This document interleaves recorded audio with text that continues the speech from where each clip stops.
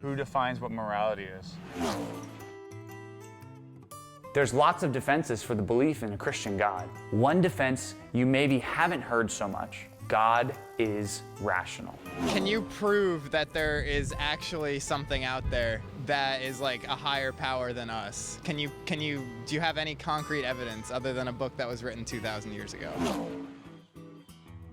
When somebody says you can't prove the existence of God, I would say, actually, if you'll take a few minutes with me, I believe I can. Now, I can't persuade you. I can prove something, and that doesn't necessarily mean a person will be persuaded by it. For example, I can prove that E equals MC squared. I have that derivation in one of the books that I wrote. Now, maybe somebody says, well, I just don't believe it. Or maybe they don't even understand it. Sure. That doesn't mean the proof's invalid, does it? Right. There's a difference between proof and persuasion. I can prove the Christian worldview in the sense that showing the alternatives are irrational, and therefore Christianity is the only possibility. I think a lot of them would say, well, atheism is the only rational worldview. It's the only rational way of thinking because Christians or theists, yeah, you guys believe in some, person up in the sky, right? That's not rational. Well, how would you respond to a person who says that believing in any God or that's irrational? If they're going to play the rational game, I'm going to win. And I don't mean that in a snarky way. It's the Christian worldview that's the only rational possibility. The people that I have most difficulty with are people who say, I don't care about rationality. I find it very difficult to help people like that. But people who are concerned about rationality, well, let's talk about what it means to be rational. To be rational is to have a good basis for those things that you believe.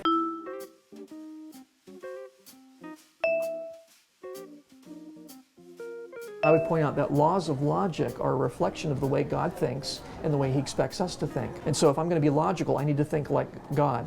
Now, obviously my atheistic friend, he's not going to accept that, but then I'm going to point out that he doesn't have a different definition of laws of logic that makes sense with what is true to the nature of logic. So laws of logic like the law of non-contradiction, which says you can't have A and not A at the same time in the same sense. And we all accept that as true. Yeah. And we accept that as universal, meaning it applies everywhere.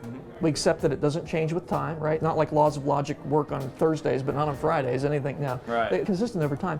And so I would say I, as a Christian, can make sense of that because my position is that laws of logic reflect God's thinking.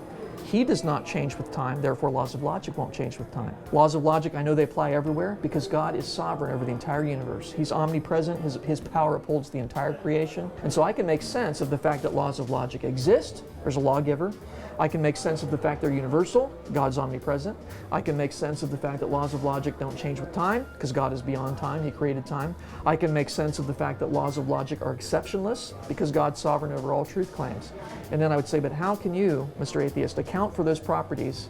And even if he says, well, I just think they're that way, I'm going to say, how do you know they're that way? Apart from the Christian worldview, you couldn't know any of those things. How could you possibly know that laws of logic work everywhere in the universe? Have you been everywhere in the universe? Well, no, you haven't, of course. You couldn't possibly know that.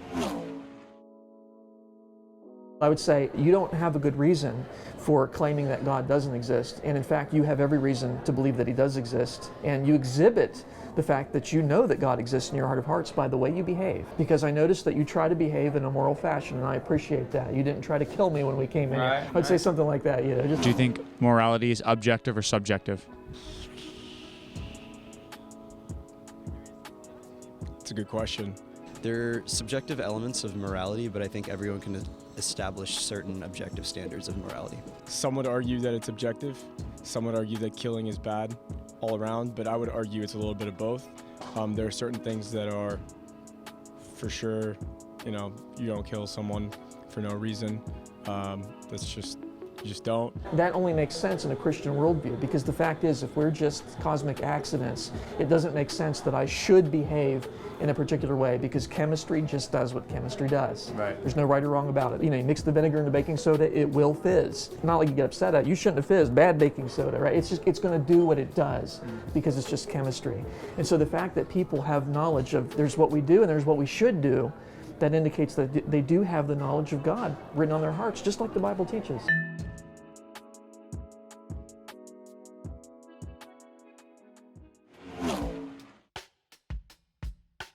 Who defines what morality is? God. Where does morality and morals come from? From the law that God has given to us. His commandments.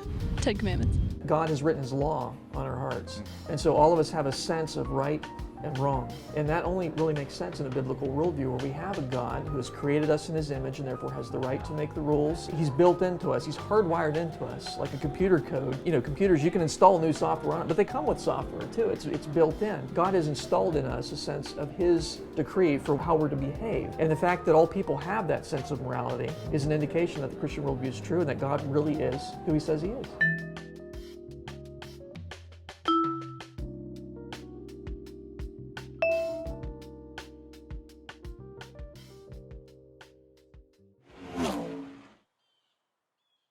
So without God, logic is a tool that you can use, but you can't explain. The biblical worldview explains logic and reason, giving us hope and light to properly understand the universe we inhabit. But the Bible doesn't stop there.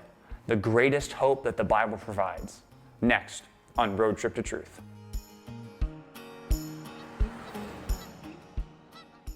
What's up, guys? Thanks for watching. Hope you enjoyed that. Next week, we got more content coming at you, so make sure you subscribe.